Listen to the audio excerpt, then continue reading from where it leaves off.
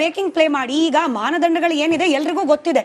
ಆದ್ರೆ ಈಗ ಕ್ಯಾನ್ಸಲ್ ಮಾಡ್ಲಾಗ್ತಾ ಇದೆಯಲ್ಲ, ಅದನ್ನ ಯಾವ ಮಾನದಂಡದ ಮೇಲೆ ಕ್ಯಾನ್ಸಲ್ ಮಾಡೋ ಪ್ರಕ್ರಿಯೆಗೆ ಚಾಲನೆ ನೀಡಲಾಗಿದೆ? ಅರ್ಹರಿಗೂ ಕೂಡ ಅಕ್ಕಿ ಸಿಕ್ಕಿಲ್ಲ. ಈಗಷ್ಟೇ 3 ಉದಾಹರಣೆಯನ್ನು ನಿಮ್ಮ ಮುಂದೆ ಇಟ್ಟಿವಿ. ಇಂಥದ್ದು ಒಂದು 10-15 ಇವತ್ತು ಒಂದೇ ದಿನ ಕಲೆಕ್ಟ್ ಮಾಡಿದೀವಿ ರಿಪಬ್ಲಿಕ್ ಕನ್ನಡದಿಂದ ಸಮಯ. ಹಾಗಾಗಿ 3ನ್ನೇ ನಾವು ಪ್ಲೇ ಮಾಡಿದ್ವಿ. ಕೇವಲ ಅಕ್ಕಿ ಮಾತ್ರ ಅಲ್ಲ, BPL ಕಾರ್ಡ್ ರದ್ದಾದ್ರೆ ಆರೋಗ್ಯಕ್ಕೆ ಸಂಬಂಧಪಟ್ಟ, ಉದ್ಯೋಗಕ್ಕೆ ಸಂಬಂಧಪಟ್ಟ, ಶಿಕ್ಷಣಕ್ಕೆ ಸಂಬಂಧಪಟ್ಟ ಅನೇಕ ಸೌಲಭ್ಯಗಳಿಗೆ ಕತ್ತರಿ ಬೀಳುತ್ತೆ. ಗ್ಯಾರಂಟಿ ಹೊರೆ ತಗ್ಗಿಸೋಕೆ ಈ ಪ್ಲಾನ್ ಮಾಡಲಾಯಿತು ಅನ್ನೋದು ವಿರೋಧ ಪಕ್ಷದ ಮೇಲಿಂದ ಮೇಲೆ ಆರೋಪ. ಈಗ ಲೆಕ್ಕದ ಪ್ರಕಾರ 10 ಲಕ್ಷ ಚಿಲ್ಲರೆ ಕಾರ್ಡ್ಗಳನ್ನ ರದ್ದು ಮಾಡಿಬಿಟ್ರೆ ಗ್ಯಾರಂಟಿ ಹೊರೆ ತಗ್ಬಿಡುತ್ತಾ? ಇದೊಂದು ಪ್ರಕ್ರಿಯೆಯಿಂದ ಮಾತ್ರ ಗ್ಯಾರಂಟಿ ಹೊರೆ ತಗ್ಬಿಡುತ್ತಾ? ನಾಗೇಂದ್ರ ಸರ್, ನಾವೀಗ ಹೇಳ್ದಂಗೆ ನಾಗರಾಜ್ ಯಾದವ್ ಅವರು ನನ್ ಕೇಳಿರ್ತಕ್ಕಂಥ ಪ್ರಶ್ನೆಗೆ ಮತ್ತೆ ಉತ್ತರ ಕೊಡ್ತಾ ಇದ್ದೀನಿ. ಇವತ್ತು ಯಾವ ಕಾರ್ಡ್ಗಳನ್ನ ನೀವು BPL ಅಲ್ಲ APL ಅಂತ ಮಾರ್ಪಾಟ್ ಮಾಡಿದ್ರಲ್ಲ, ಸ್ಥಳೀಯವಾಗಿರ್ತಕ್ಕಂಥ ಆಯಾ ಜಿಲ್ಲೆಗಳಲ್ಲಿ ಮಹಿಳೆಯರಾಗಿರ್ಬೋದು, ಆ ಕುಟುಂಬದವರಾಗಿರ್ಬೋದು, ವಾಪಸ್ ಆಯಾ ಇದ್ರ ಕಚೇರಿಗೆ IT ಕಚೇರಿಗಳಿಗೆ ಹೋಗ್ಬಿಟ್ಟು ಬರ್ಸ್ಕೊಂಡ್ ಬಂದಿದ್ದಾರೆ. ಹಾಗಾದ್ರೆ ಇದ್ರ ತಪ್ಪಂತ ಯಾರ್ದಾಗಾದ್ರೆ ಈಗ ಅವ್ರಿಗೆಲ್ಲ ಕೂಡ 700 ಜನ 800 ಜನ ಒಂದೊಂದು ಜಿಲ್ಲೆಯಲ್ಲಿ ವಾಪಸ್ ಬರ್ಸ್ಕೊಂಡ್ ಬರ್ತಿದ್ದಾರೆ, ನಾವು IT ಹೋಲ್ಡರ್ಸ್ ಅಲ್ಲ ಅಂತಕ್ಕಂಥದನ್ನ. ಮತ್ತೆ ಹಾಗಾದ್ರೆ ನೀವು ಯಾವ ಮಾನದಂಡದ ಮೇಲೆ ಅವ್ರು ಕಿತ್ತರಿ ಅಂತಕ್ಕಂಥದ್ದು ಹೇಳ್ಬೇಕಲ್ಲ ಸರ್. ಒಂದು ನಿಮಿಷ, ಇವತ್ತು ಏನಾದ್ರೂ ಆ ರೀತಿ ಆಗೋದಾದ್ರೆ ನೋಡಿ, ಒಂದು ಮಾತು ಹೇಳ್ತಿದ್ದೀನಿ, ಆಸ್ಪತ್ರೆಗಳಲ್ಲಿ ಮೇಜರ್ ಆಯುಷ್ಮಾನ್ ಅಲ್ಲಿ 70% ಅವರು ಬಡವರಿಗೆ ಇವತ್ತು ಯಾವುದೇ ಕಾರಣಕ್ಕೂ ಆಯುಷ್ಮಾನ್ ಅಲ್ಲಿ ಅವ್ರು ಸಿಗ್ತಾ ಇರ್ತಕ್ಕಂಥದ್ದು ಒಂದೇ ಒಂದು ಅಂತಂದ್ರೆ ಆಯುಷ್ಮಾನ್ ಕಡಿತ ಆಗ್ಬಿಟ್ರೆ ನಾಳೆ ಬೆಳಿಗ್ಗೆ ಬಡವರ ಗತಿ ಏನಾಗಬೇಕು? ಎರಡನೇದಾಗಿರ್ಬೋದು, ವಿದ್ಯಾರ್ಥಿಗಳ ವೇತನ ಸಿಗೋದಿಲ್ಲ. ವಿದ್ಯಾರ್ಥಿಗಳು ಇವತ್ತು ಈ ದೇಶದಲ್ಲಿ ಎಷ್ಟೋ ಜನ ಬಡ ವಿದ್ಯಾರ್ಥಿಗಳಿದ್ದಾರೆ ನಮ್ಮ ರಾಜ್ಯದಲ್ಲಿ, ಅವ್ರ ಪರಿಸ್ಥಿತಿ ಏನಾಗಬೇಕು? ಮತ್ತೆ 3ನೇದು, ಯಾವೊಂದು CM ಪರಿಹಾರ ನಿಧಿ ಇದೆ ಅಲ್ಲಿಂದ ಕೂಡ ಹಣ ಸಿಗೋದಿಲ್ಲ ಅವರಿಗೆ. ಮತ್ತೆ ನಿಮಗೆ ನರೇಗಾ ಯೋಜನೆಯಡಿ ವೈಯಕ್ತಿಕವಾಗಿ ಕಾಮಗಾರಿಗಳು ಕೈಗೊಳ್ಳೋದಕ್ಕೆ ಸಾಧ್ಯನೇ ಇಲ್ಲ ದಯವಿಟ್ಟು. ಹಾಗಾದ್ರೆ ಬಡವರ ವಿಷಯದಲ್ಲಿ ಇವೆಲ್ಲ ನೀವು ಯಾವ ಮಾನದಂಡಗಳು ಮಾಡ್ತಾ ಇದ್ರ ಅಂತ ಹೇಳ್ಬೇಕಲ್ಲ. ಇವತ್ತು ಇದೇ ವಿಚಾರಕ್ಕೆ ಅಶ್ವಥ್ ನಾರಾಯಣ್ ಅವರು ಒಂದು ರಿಯಾಕ್ಷನ್ ಕೊಟ್ಟಿದ್ದಾರೆ. ಅಶ್ವಥ್ ನಾರಾಯಣ್ ಅವರ ಪ್ರತಿಕ್ರಿಯೆಯನ್ನ ಕೇಳಿಸ್ಕೊಂಡು ನಂತರದಲ್ಲಿ ನಾನು ಚಂದ್ರಶೇಖರ್ ಅವರನ್ನ ಹಾಗೆ ನಾಗರಾಜ್ ಯಾದವ್ ಸರ್ ಇಬ್ಬರನ್ನು ಪ್ರಶ್ನೆ ಮಾಡ್ತೇನೆ. ನಿಮ್ದು ಡೋಂಗಿ ಗ್ಯಾರಂಟಿ, ನಿಮ್ಮ ಡೋಂಗಿ ಗ್ಯಾರಂಟಿಯನ್ನ ತಾತ್ಕಾಲಿಕ ಗ್ಯಾರಂಟಿ, ಪಾಪ ಮೊದಲಿಂದ ಸಿಗ್ತಿರೋಂಥ ಗ್ಯಾರಂಟಿನು ಮೊದಲಿಂದ ಸಿಗ್ತಿರೋ ಅನುಕೂಲತೆಗೂ ಅನ್ಯಾಯ ಪಡಿಸಬೇಡಿ, ಅವ್ರ ಹೊಟ್ಟೆ ಮೇಲೆ ಹೊಡಿಬೇಡಿ. ಸೊ ಈ ಹೊಟ್ಟೆ ಮೇಲೆ ಹೊಡೆಯುವಂಥ ಕೆಲಸಗಳನ್ನ ನಿಲ್ಲಿಸಿ, ನಿಮ್ಮ ಡೋಂಗಿ ಗ್ಯಾರಂಟಿ ಯಾವಾಗ ಡೋಂಗಿ ಆಗುತ್ತೋ ಗೊತ್ತಿಲ್ಲ, ಆದರೆ ಮೊದಲಿಂದ ಸಿಗ್ತಿರೋ ಸೌಕರ್ಯಗೂ ಅನ್ಯಾಯ ಆಗಬಾರ್ದು, ಅವ್ರ ಹೊಟ್ಟೆ ಮೇಲೆ ಹೊಡಿಬೇಡಿ. ಸೊ ಇಂಥದ್ದು ಯಾವುದು BPL ಕಾರ್ಡನ್ನು ಜನರಿಗೆ ಕೊಟ್ಟಿರೋದನ್ನ ಹಿಂದೆ ಪಡೆಯುವಂಥ ಕೆಲಸಗಳನ್ನ ಈ ಸರ್ಕಾರದಿಂದ ಆಗಬಾರ್ದು ಅನ್ನೋದನ್ನ ಬಹಳ ಸ್ಪಷ್ಟವಾಗಿ ನಾವು ಹೇಳಕ್ಕೆ ಇಷ್ಟಪಡ್ತೀವಿ. ಇದಕ್ಕೆ ಜನರ ಆಕ್ರೋಶ ಮುಗಿಲಿಗೇರಿದೆ. ಖಂಡಿತ ನಿಮ್ಮನ್ನ ಕ್ಷಮಿಸಲ್ಲ, ಬಹಳ ದೊಡ್ಡ ಹೋರಾಟ ಆಗುತ್ತೆ. ಇನ್ನ ನಿಮಗೆ ಬಿಸಿ ಅನ್ನೋಂಥದ್ದನ್ನ ಏನು ಅಂತ ನಿಮ್ಗಿನ್ನ ನೋಡಿಲ್ಲ. ನಿಜವಾದ ಬಿಸಿ ನೀವು BPL ಕಾರ್ಡ್ ಅನ್ನ ಮುಟ್ಟಿ ನಿಮ್ಗೆ ನಿಜವಾದ ಬಿಸಿ ಏನು ಅಂತ ನಿಮಗೆ ಕೊಡ್ತೀವಿ. ಬಿಸಿ ಏನೋದನ್ನ ಜನರು ಬಿಸಿ ಏನು ಅಂತ ಇವತ್ತೇನು ಆಯ್ತು ಅಲ್ಲಿಗೆ ಬಂತು ರಾಜಕೀಯ. ಈಗ ನನಗೆ ಗೊತ್ತು ಸಮೀವುಲ್ಲಾ ಸರ್ ಉತ್ತರ ಕೊಡಬೇಕು, ಚಂದ್ರಶೇಖರ್ ಅವರು ಹಾಗೆ ನಾಗರಾಜ್ ಯಾದವ್ ಅವರು.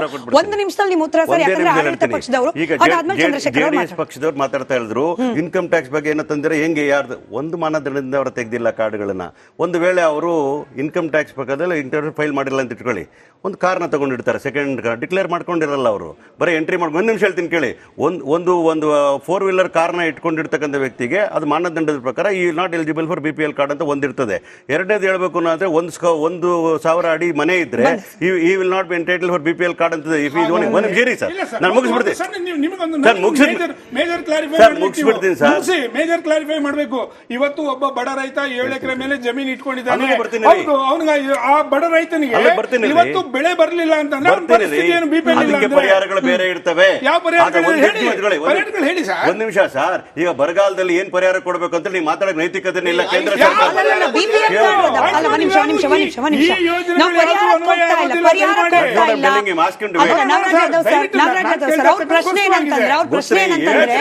ಹಂಗಾದ್ರೆ ನೀವು ಹೇಳ್ತೀರಾ 7 ಎಕರೆ ಜಾಸ್ತಿ ಇರೋರ್ಗು BPL ಕಾರ್ಡ್ಗಳನ್ನ ಕೊಡಿ ಅಂತ ಹೇಳ್ತಾ ಹೇಳ್ತಿಲ್ಲ. ಇವತ್ತು ನೀವು ಹೇಳಿರ್ತಕ್ಕಂಥದ್ದು ಯಾವುದೇ ಒಬ್ಬ ಬಡ ರೈತನಿಗೆ ಜಮೀನು ಇರುವಂತಹ ಸಂದರ್ಭದಲ್ಲಿ ಬೆಳೆ ಬರಲ್ಲ ಅಂದ್ರೆ ಯಾವ ರೀತಿ ಮಾತಾಡಿ ನಿಮ್ಗೆ ಹೇಳಿದಾಗೆ 5-6 ಮಾನದಂಡ ಮಾನದಂಡಗಳಿರೋ ಸಂದರ್ಭದಲ್ಲಿ ಈಗ ಕೃಷಿಕರಾಗಿರ್ತಕ್ಕಂಥವ್ರ ವಿಚಾರದಲ್ಲೂ ಕೂಡ ಅವ್ರಿಗೆ ಇಷ್ಟು ಎಕರೆ ಮೇಲೆ ಇರ್ತಕ್ಕಂಥ ಒಂದು ಜನರಲ್ ಇರ್ತಕ್ಕ ಮಾನದಂಡಗಳಾಗಿರ್ತವೆ. ಕೇಳಿ, ಒಂದ್ ನಿಮಿಷ ಕೇಳ್ರಿ. ಅದು ಕೇವಲ ರಾಜ್ಯ ಸರ್ಕಾರ ಮಾನದಂಡಗಳಲ್ಲ. ಒಂದ್ ನಿಮಿಷ ಇರಿ. ಫುಡ್ ಸೆಕ್ಯೂರಿಟಿ ಆಕ್ಟ್ ಪ್ರಕಾರ ಮತ್ತು ಕೇಂದ್ರ ಸರ್ಕಾರ ಕೊಡ್ತಕ್ಕಂತಹ ಯೋಜನೆಗಳಿಂದ ಬರ್ತಕ್ಕಂಥ ಮಾನದಂಡಗಳು ಕೂಡ ಇಷ್ಟು ಎಕರೆ ಮೇಲೆ ಇದ್ದವರಿಗೆ ಕೊಡೋದಿಲ್ಲ ಅಂತಕ್ಕಂಥದ್ದು ಇದೆ. ಕೇಂದ್ರ ಸರ್ಕಾರ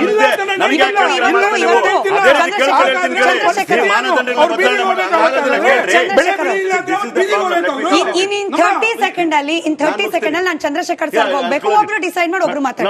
ಗೊಂದಲ ಬೇಡ ಈ ವಿಚಾರದಲ್ಲಿ. ಕೇಳ್ಕೊಳ್ರಿ, ನಾನು ಮುಗಿಸ್ಮೇಲೆ ಮಾತಾಡ್ರಿ.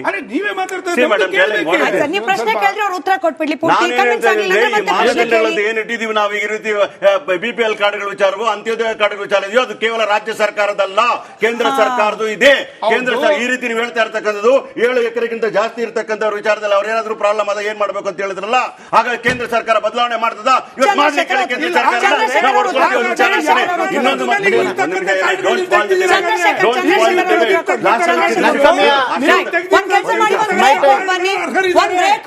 ಬ್ರೇಕ್ ಹೋಗಿ ಬಂದ ನಂತರದಲ್ಲಿ DK ಶಿವಕುಮಾರ್ ಅವರು ಹೇಳ್ತಾರೆ, ಇನ್ ಕೇಸ್ ಏನಾದ್ರೂ ನೀವು ಅರ್ಹರಿದ್ರೂ ಕೂಡ BPL ಕಾರ್ಡ್ ರದ್ದಾಗಿದ್ರೆ ಅದಕ್ಕೆ ಮತ್ತೆ ಅಪ್ಲೈ ಮಾಡ್ಲಿಕ್ಕೆ ಅವಕಾಶ ಇದೆ.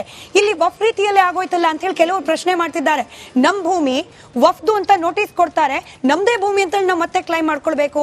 ನಾವು ಅರ್ಹರಿದ್ದೀವಿ, ಕಾರ್ಡ್ ಕ್ಯಾನ್ಸಲ್ ಆಗಿದೆ, ಮತ್ತೆ ಕಚೇರಿ ಅಲಿಬೇಕು. ಹಿಂಗ 150 ಸುದ್ದಿ, 120 ಇಂಪ್ಯಾಕ್ಟ್. ಸೂಪರ್ 3 ಇಲ್ಲೇ ಡ್ರಾ, ಇಲ್ಲೇ ಬಹುಮಾನ. ಮಾಧ್ಯಮ ಇತಿಹಾಸದಲ್ಲೇ ಮೊದಲು ಪರಿಹಾರ ಪತ್ರಿಕೋದ್ಯಮ.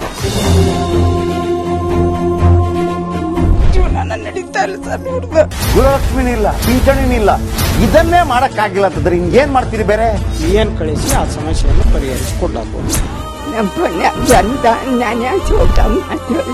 ಒಬ್ಬ ಅಜ್ಜಿ ಅವರು ವಿಕಲಚೇತನರು, ಯಾರ ಹತ್ರ ಹೇಳೋದು? ನಿಮ್ ಪ್ರಾಬ್ಲಮ್ ಏನಪ್ಪಾ ಅಂತ ಕೇಳೋದಕ್ಕೆ ಯಾರು ಇಲ್ವಲ್ಲ. ಆಗ ನಾವಿರ್ತೀವಿ, ನಾವಿರೋದೇ ನಿಮ್ಗಾಗಿ.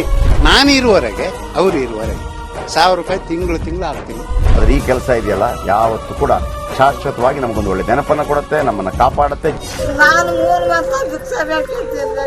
24 ಗಂಟೆಯಲ್ಲಿ ಅವರ ಬದುಕು ಬದಲಾಗಿ ಹೋಯಿತು. ನಾವು ರಿಪಬ್ಲಿಕ್ ಕನ್ನಡ, ನೇಷನ್ ಫಸ್ಟ್. ಸಮಾಜ ನಮಗೆ ಬಹಳ ಮುಖ್ಯವಾಗಿರುತ್ತೆ. ನಾವು ಆ ಜಾತಿ ಈ ಜಾತಿ ಅಂತ ನೋಡೋದಿಲ್ಲ. ಸಮಾಜದ ಕಟ್ಟ ಕಡೆ ವ್ಯಕ್ತಿ ಯಾರಿರ್ತಾನೆ, ಅದು ಯಾವುದೇ ಜಾತಿಯವನಾಗಿರ್ಬೋದು, ಯಾರು ಕಷ್ಟದಲ್ಲಿದ್ದಾನೆ ಅವನ ಪರವಾಗಿರ್ತಾನೆ. ಕನ್ನಡಕ್ಕೆ ಧನ್ಯವಾದ. ನಾವು 1 ವರ್ಷದ ನಿರ್ಭೀತ ಪತ್ರಿಕೋದ್ಯಮ ರಿಪಬ್ಲಿಕ್ ಕನ್ನಡ. ಇದು ನಿಮ್ಮ ಧ್ವನಿ.